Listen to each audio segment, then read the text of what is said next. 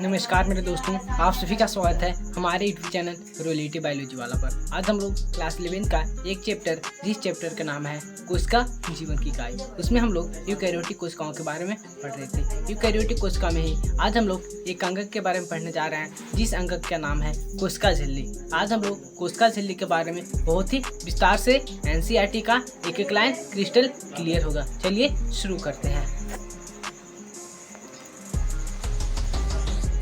वर्ष 1950 ईस्वी की इलेक्ट्रॉन सूक्ष्मदर्शी की खोज के बाद कोशिका झिल्ली की विस्तृत संरचना का ज्ञान संभव हो सका है। वर्ष 1950 ईस्वी में इलेक्ट्रॉन सूक्ष्मदर्शी की खोज हुआ था, उसके बाद ही कोशिका झिल्ली की विस्तृत संरचना की ज्ञान हो सका है। इस बीच मनुष्य की लाल रक्त कणिकाओं की कोशिका झिल्ली के रासायनिक अध्ययन के बाद जीवद्रव्य झिल्ली की संभावित संरचना के बारे में जानकारी प्राप्त हो सकेगी। इसके बाद इस बीच मनुष्य की जो लाल रक्त कणिका होती है आरबीसी की कोशिका झिल्ली के रासायनिक अध्ययन के बाद जीवद्रव्य झिल्ली को संभावित संरचना के बारे में जानकारी प्राप्त हो सकी। अध्ययनों के बाद इस बात की पुष्टि हुई कि कोशिका झिल्ली जो होती है वो मुख्यतः लिपिड और प्रोटीन की बनी हुई होती है। कोशिका झिल्ली किस चीज़ की बनी होती है? लिपिड और प्रोटीन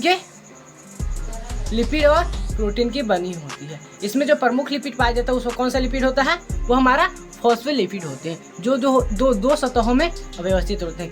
कितनी सतह होते हैं? 2 सतहों में व्यवस्थित होते हैं। लिपिड जो होती है वह झिल्ली के अंदर व्यवस्थित होती है। लिपिड कहाँ होती है? झिल्ली के अंदर व्यवस्थित होते हैं, जिनका ध्रुवीय सिरा जो होती है बाहर की ओर होती है, जिनका जो पोलर भाग होता है सिरा जो होती है वो बाहर की ओर होता है, और जल भी पुच्छ सिरा जो होती है अंदर की होता है। इससे सुनिश्चित होता है कि संतृप्त हाइड्रोकार्बन की बनी हुई अध्रुवीय पृष्ठ जलीय वातावरण से सुरक्षित रहते हैं। इससे सुनिश्चित होता है कि संतृप्त हाइड्रोकार्बन की बनी हुई अध्रुवीय पुच्छ जलीय वातावरण से सुरक्षित रहती है। चित्र हमारा 8.4 में दिखाया गया है। इसके अतिरिक्त फॉस्फोलिपिड जो होती है झिल्ली में कोलेस्ट्रॉल भी होते हैं। फॉस्फोलिपिड झिल्ली जो होती है उसमें हमारे पास कोलेस्ट्रॉल भी पाए जाते हैं। बाद में जैव रासायनिक अनुसंधान में से यह स्पष्ट हो पाया कि कोशिका झिल्ली में प्रोटीन व कार्बोहाइड्रेट भी पाया जाता है। बाद में जब जैव रासायनिक अनुसंधान से यह स्पष्ट हो सका कि कोशिका झिल्ली में प्रोटीन और कार्बोहाइड्रेट भी पाए जाते हैं। विभिन्न कोशिकाओं में प्रोटीन और लिपिड की अनुपात अलग अलग होते हैं। बहुत सारी कोशिकाओं में प्रोटीन और लिपिड का जो अनुपात होता है वह अलग अलग होते हैं।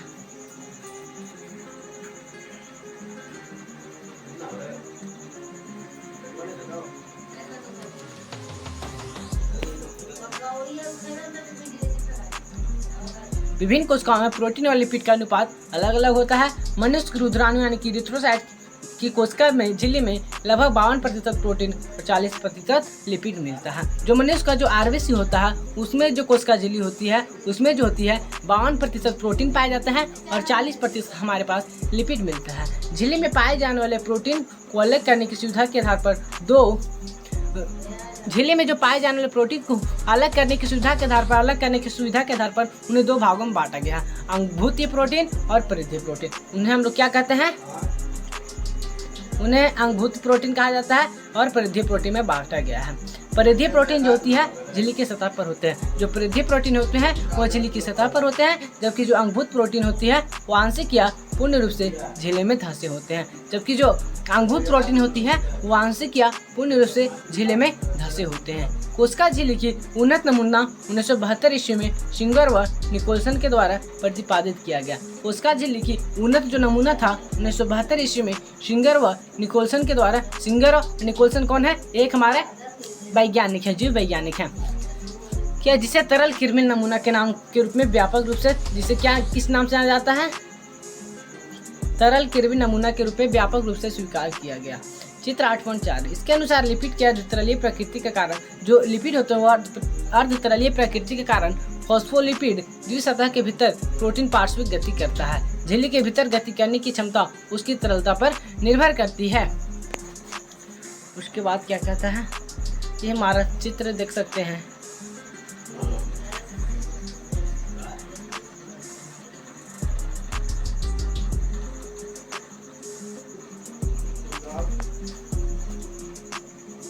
झिल्ली की तरलीय प्रकृति, इसके कार्य जैसे कि कोश का वृद्धि, अंतरकोश के संयोजन का निर्माण, श्रवण, अंतःकोश के विभाजन इत्यादि की दृष्टि में महत्वपूर्ण है। कोशिका झिल्ली की तरलीय प्रकृति, इसके कार्य जैसे कि कोश का वृद्धि, अंतरकोश के संयोजन का निर्माण, श्रवण, अंतःकोश के कोशिका विभाजन इत्यादि की दृष्टि में महत्वपूर्ण है। जीव द्रव झिल्ली का सर्वाधिक महत्वपूर्ण कार्य यह है। जीव द्रव झिल्ली का सर्वाधिक महत्वपूर्ण क्या उसका क्या कार्य है? जीव द्रव झिल्ली का क्या कार्य है?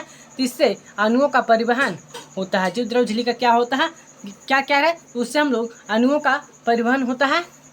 यह झिल्ली इसके दोनों तरफ मिलने वाले अणुओं के लिए चयनित पारगम है। सबसे और दूसरा बात कहता है, यह जो कोशिका झिल्ली होती है वह चयनित पारगम होती है। कुछ अणु बिना ऊर्जा की आवश्यकता के इस झिल्ली से होकर आते हैं, जिसे निष्क्रिय परिवहन कहते हैं। कुछ जो अणु होते हैं बिना ऊर्जा के खर्च किए ही ये एक ओर से दूसरी ओर चले जाते हैं, उसे हम लोग निष्क्रिय परिवहन कहते हैं। उसे क्या कहते हैं?